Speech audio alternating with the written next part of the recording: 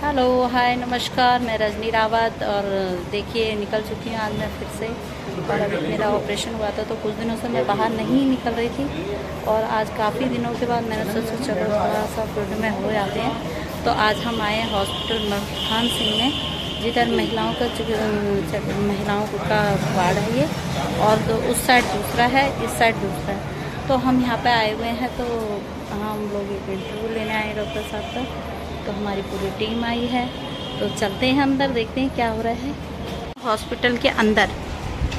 और मुख्य जो अधिकारी हैं यहाँ पे, ये उनका ऑफिस है। तो हम यहाँ अंदर चलते हैं। यहाँ पे ये सभी है।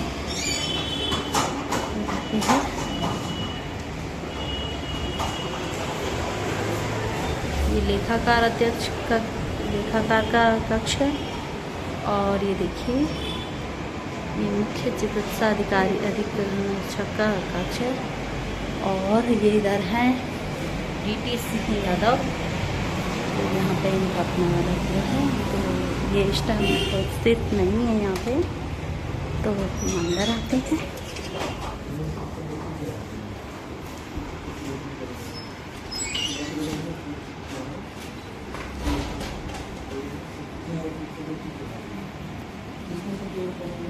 तो आइए मुलाकात करते हैं डॉक्टर साहब से, बने रहे हमारे साथ।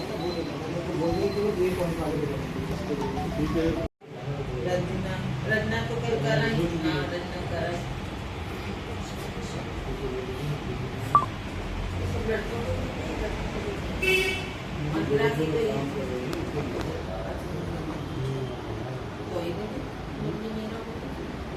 काम तो कर ही नहीं है।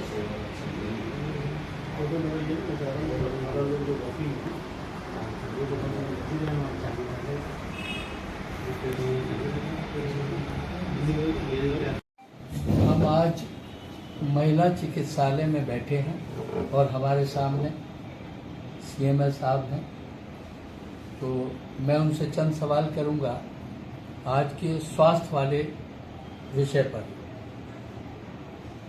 तो जनाब बताएं, आपका नाम क्या है और आपका डेजिग्नेशन क्या है? तो मैं डॉक्टर तुल्य CMS महिला गौतम जिला महिला चिकित्सालय हूँ।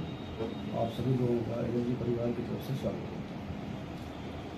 डॉक्टर साहब, ये जो यहाँ पर बहुत सारी समस्याएं महिलाओं की होती हैं, अचानक डिलीवरी वाली प्रॉब्लम्स होती हैं, दवाओं का भी मामला है, तो इसके बारे में आप कुछ बताएं कि किस किस तरीके से और कितनी दवाएं कुछ गवर्नमेंट की तरफ से मिलती हैं, और आप पे क्या क्या इक्विपमेंट ऐसे हैं जो आप आजकल जो मॉडर्न टेक्नोलॉजी चल रही है उसमें कितना आप सहयोग दे रहे हैं?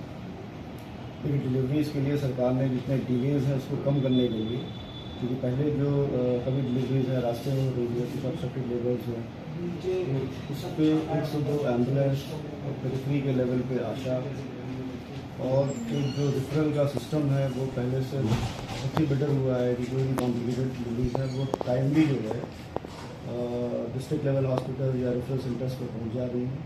उससे हमारे जो एस्फिक्सिया के केसेस हैं वो कम हो रहे हैं, NMR कम हो रहा है उसकी वजह से।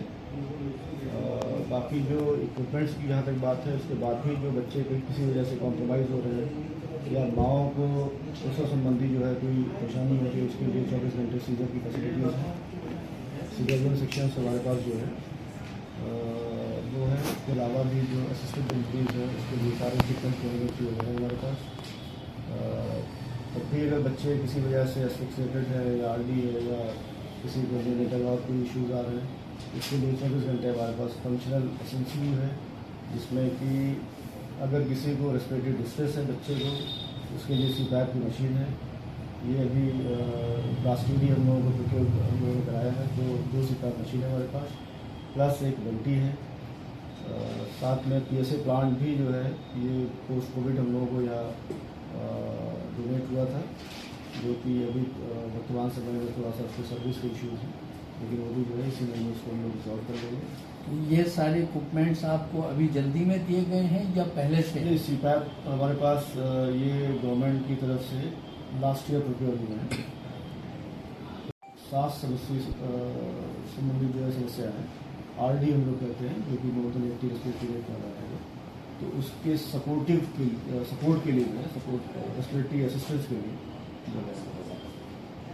अच्छा डॉक्टर साहब, ये गरीबों को जिनके पास इलाज के लिए भी पैसे नहीं हैं, मेडिसिन भी नहीं ले सकते हैं, उनके लिए आपके यहाँ क्या कोई ऐसी स्कीम है या क्या सुविधा है? दवाएँ सब सेंट्रल गवर्नमेंट सप्लाई है स्टेट से।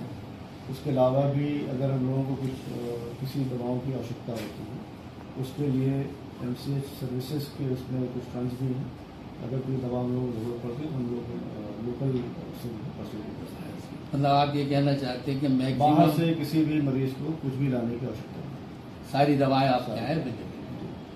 अच्छा डॉक्टर साहब, एक चीज़ ये बताइए, अभी बीच में बड़ा डेंगू का प्रकोप रहा और भी बहुत सारी ऐसी नई बीमारियां हैं, तो क्या आपके यहाँ कोई अलग से विभाग या कोई ऐसा है जो इस टाइप की चीज़ों पे इन्वेस्टिगेशन कर रहा हो, या हम कैसे कंट्रोल करेंगे? जो भी मच्छर जनित जो भी बीमारियाँ हैं उसकी हम लोग यहाँ पे रूटीन सारी एजेंसीज में स्क्रीनिंग करते हैं, सारी स्लाइड्स बनती हैं सारी एजेंसीज की।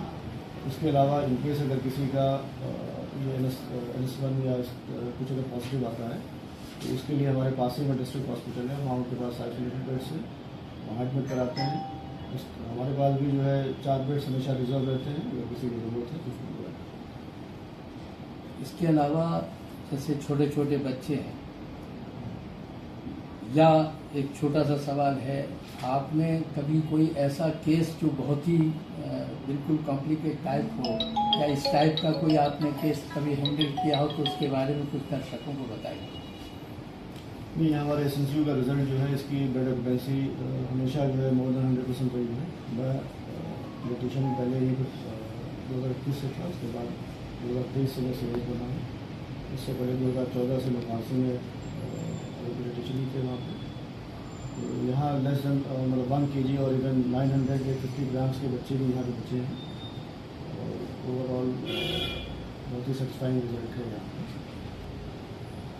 ओवरऑल आपने यहाँ की सारी समस्याओं को और सारे मामलों को एक तरीके से चैलेंज के बतौर एक्सेप्ट किया। तो मैं दर्शकों को ये बताना चाह रहा हूँ कि गवर्नमेंट की जितनी भी नई प्लानिंग्स हैं, और देखिए अभी डॉक्टर साहब का कहना था कि बाहर से कोई भी गरीब आदमी आता है उसको कोई भी दवा बाहर से नहीं लेनी। इसका मतलब ये है कि स्वास्थ्य विभाग की तरफ से गरीबों के लिए, गरीब महिलाओं के लिए सारी दवाएं फ्री हैं। ये बात हमारे अभी हम लोगों के बीच में डॉक्टर तैयब साहब से मैं मुखातिब हो रहा था और आपने ये सारी चीज़ों के बारे में बताया। मैं अपने दर्शकों को एक बार फिर से ये बताना चाहता हूँ कि हमारे डॉक्टर साहब ने काफ़ी गरीब लोगों की मदद भी की है। आज जो हम लोग आपका इंटरव्यू लेने के लिए आए हैं, अभी पिछले बार हमारे मंडल मीडिया प्रभारी भानु प्रकाश सैनी ने एक ऐसी महिला का मामला यहाँ भेजा था जो बिल्कुल बड़ा क्रिटिकल मामला था, जिसको डॉक्टर साहब ने हैंडल किया और करने के बाद उसकी पूरी तरीके से मदद की। इसी के साथ मैं डॉक्टर साहब का फिर दोबारा से शुक्रिया अदा करता हूँ। बहुत बहुत